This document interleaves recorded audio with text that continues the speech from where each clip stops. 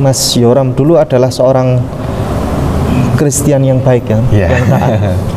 Bahkan tadi saya sempat dengar berita dari bahwa Mas Yoram ini salah satu dulu perintis gereja. Betul, Pak. Nah, berarti dulu adalah seorang Kristen yang baik. Mas Yoram ini salah satu dulu perintis gereja. Betul, Pak. Nah,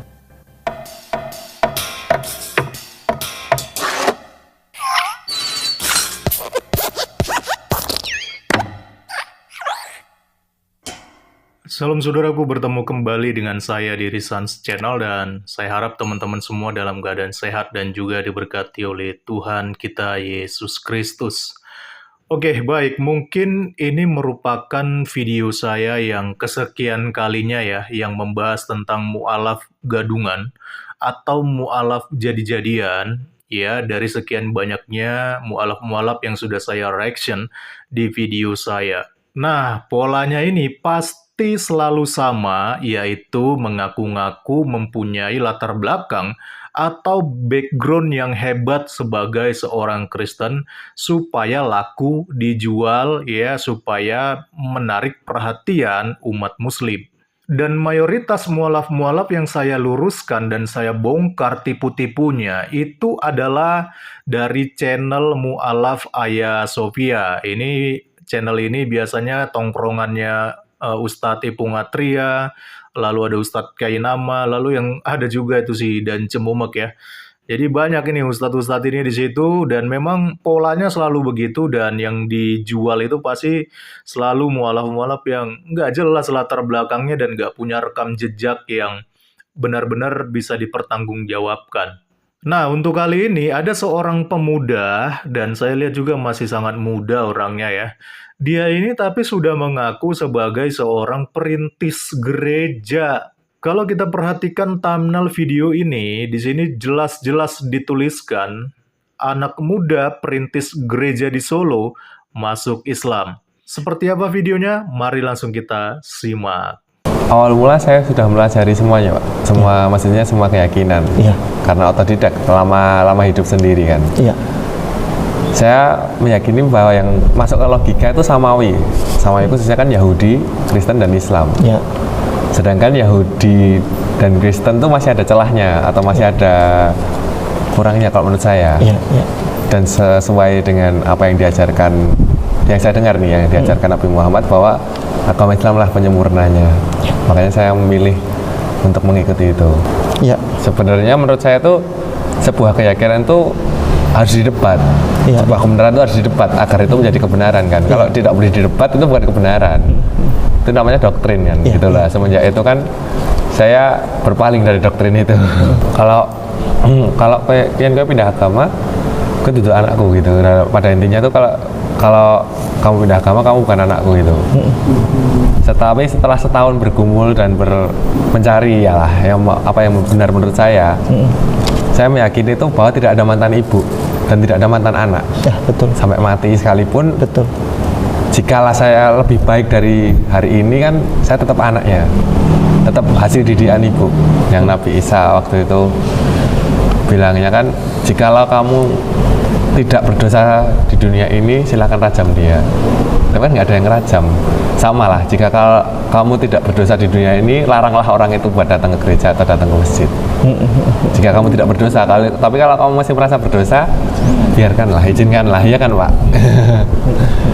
Gitu menurut saya. Sudah diajarkan juga. Insyaallah. Udah mateng berarti. Udah mateng, iya. Ya kan udah lama Pak, udah 2 tahun Pak saya Pak, gini Pak. Kelihatannya Pak saya sudah mateng. Iya. Ya, menarik sekali ya beberapa hal yang sudah disampaikan oleh pemuda ini. Dan kalau kita tadi sudah mendengar keterangan dan juga penjelasannya, dikatakan bahwa anak muda ini itu bernama Yoram Bangkit Aprilias. Dan dia dikatakan sebagai seorang perintis gereja di tengah usianya yang masih muda. Dan saya pikir masih ingusan juga ini anak muda ya. Dan berdasarkan cuplikan video yang sudah kita saksikan tadi, anak muda ini mengaku sudah mempelajari semua keyakinan, secara khusus itu adalah agama-agama samawi yang katanya Yahudi, Kristen, dan juga Islam. Nah, sebenarnya kalau kita bicara tentang agama samawi, kalau kita mau kritisi lebih dalam lagi, Islam ini sebenarnya tidak masuk golongan agama samawi. Kalau kita belajar dari sejarah, dari literatur-literatur yang valid, sebenarnya nggak kuat juga kalau dikatakan bahwa Islam merupakan agama samawi. Ya, tapi kita anggap aja lah apa yang disampaikan pemuda ini ya. Kalau itu benar, ya terserah dia lah di situ ya. Terus dia juga bilang, katanya keyakinan itu harus didebat. Kalau keyakinan itu nggak bisa didebat, berarti itu hanya doktrin, bukan keyakinan. Lah justru Kristen itu banyak kok mendebat ya. Banyak orang-orang yang mendebat keyakinan Kristen dan selalu dijawab. Kamu jangan ngada-ngada dong ya. Selalu dijawab, kamu aja mungkin yang mengada-ngada, kamu bilang ada pendeta yang tidak bisa menjawab pertanyaan kamu, dan katanya percaya aja, nggak boleh didebat, kamu salah kaprah, ya. Kamu lihat itu banyak apologet-apologet Kristen, yang mana mereka selalu meluruskan dan mendebat para polemikus-polemikus muslim yang berusaha memelintir ayat-ayat firman Tuhan. Banyak itu. Kamu aja mungkin yang mainmu kurang jauh. Jadi jangan bilang kalau keyakinan Kristen itu nggak bisa didebat. Justru bisa didebat karena dari latar belakang sejarah, literatur, dan sebagainya, kita punya semua bukti-bukti yang valid dan literatur yang bisa dipertanggungjawabkan. Jadi kalau kita mau bicara debat, wah kamu salah kaprah kalau mau debat dengan Kristen. Lalu dia juga bilang kalau ayahnya, keluarganya pernah berkata sama dia, kalau dia masuk Islam, pindah agama, maka dia tidak akan dianggap sebagai anak lagi. Nah, dari sini kita sudah bisa menilai ya, sepertinya ada sesuatu yang tidak beres di dalam hubungan dia dengan keluarganya. Dan itu nanti akan kita lihat dan akan kita coba bahas bersama-sama. Oke, sekarang kita akan coba cari tahu ya teman-teman, siapa sih sebenarnya pemuda ini yang ngaku-ngaku sebagai seorang perintis gereja gitu ya. Dan tadi dia sudah sebutkan namanya adalah Yoram Bangkit Aprilias ya. Dan kita coba cari tahu ya, jejak digitalnya siapa tahu ada. Kita akan coba kunjungi di Facebook. Ya, jadi kalau kita masuk di Facebook, ternyata ada di Facebook yang namanya Yoram Bangkit. Nanti teman-teman bisa cek sendiri, Yoram Bangkit. Dan kalau kita perhatikan juga foto-fotonya ini jelas ya, merupakan foto-fotonya dia. Ya, jadi menurut keterangan di Facebook ini dia tinggalnya di Surakarta dan ini cocok ya, masih di daerah Jawa Tengah berdasarkan seperti apa yang tadi dia tuturkan. Dan kalau kita juga memperhatikan beberapa fotonya di sini, ini juga menunjukkan bahwa ini memang dia ya teman-teman. Dan ada beberapa foto yang memakai latar belakang Kristen, jadi memang benar ternyata dia adalah seorang Kristen. Tapi kalau masalah perintis gereja, apakah itu benar? Mari kita coba cari tahu ya. Di beranda Facebooknya ada beberapa keterangan yang tertulis ya teman-teman. Di sini dijelaskan tahun 2018 dia selesai dari SMA Negeri 4 Surakarta. Jadi kalau kita hitung dari tahun 2018 sampai sekarang 2023 itu kira-kira ada sekitar 4 atau 5 tahun ya teman-teman. Dan biasanya kalau orang lulus dari SMA itu dia bisa usia 17 tahun, bisa juga usia 18 tahun ya teman-teman. Jadi kalau kita hitung berdasarkan tahunnya ini dengan sekarang tahun 2023, jadi perkiraannya anak muda ini berusia sekitar 24 atau bahkan 25 tahun ya teman-teman. Jadi masih sangat muda sekali, tapi sudah mengaku-ngaku pernah merintis gereja katanya. Waduh. Kamu pikir merintis gereja itu seperti merintis warung pecel lele? Tidak semudah itu anak muda, karena yang namanya merintis gereja, belum lagi kita harus urus izinnya, ya cari tanahnya, belum lagi nanti bisa bentrok dengan orang-orang yang mungkin menolak pembangunan gereja. Jadi panjang prosesnya, tidak semudah itu. Jadi kamu yang masih muda bau kencur kok ngaku-ngaku merintis gereja ya. Sementara saya dan beberapa teman saya yang sudah bisa dikatakan punya pelayanan di bidang-bidang gereja, pengalaman di bidang gereja, tapi sampai sekarang tidak semudah itu kalau kita mau merintis sebuah gereja. Tentu dibutuhkan biaya yang besar, belum lagi mengurus administrasinya. Belum lagi kalau nanti ada yang protes. Waduh, panjang itu. Jadi jangan kamu kira ngurus gereja, merintis gereja itu seperti merintis warung pecel lele ya. Kamu salah kaprah ya. Dan di sini juga dijelaskan ya, di beranda Facebooknya di tahun 2016, dia pernah menulis status, teman-teman. Bahkan statusnya ini dia tuliskan sebanyak 2 kali.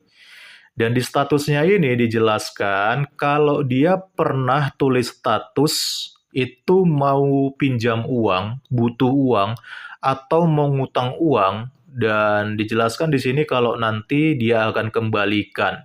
Ya, jadi coba lihat teman-teman baca sendiri ya di sini ya. Memang ada beberapa yang disampaikan lewat bahasa Jawa, dan kalau kita artikan, kira-kira artinya itu poinnya adalah dia butuh uang 200.000, nanti dia ganti atau dia kembalikan pada hari Minggu. Waduh, sampai segitunya ya teman-teman, mau ngutang aja harus tulis di status Facebooknya dan dilihat oleh orang banyak. Nggak malu ya? Iya, tapi mungkin satu sisi dia ada kesulitan ekonomi kali ya teman-teman, dan dia mungkin butuh uang, ya kita maklumi aja lah ya.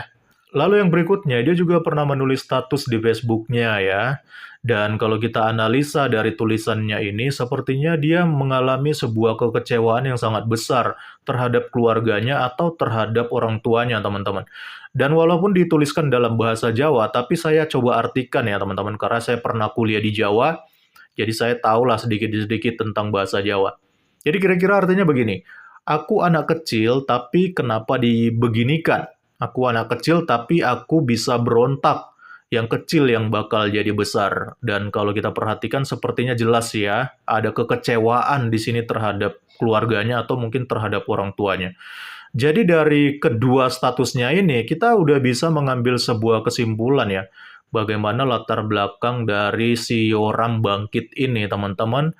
Dan mungkin dia berasal dari keluarga yang kesulitan ekonomi, dan juga mungkin dia adalah anak yang tidak terlalu begitu cocok dengan keluarganya, dan dia juga mengatakan bahwa dia bisa berontak. Jadi satu sisi kasihan juga ya kalau kita melihat status-statusnya ini, walaupun ini statusnya pada waktu dia masih sekolah ya, tapi kan juga ini bisa menunjukkan bagaimana latar belakang dia.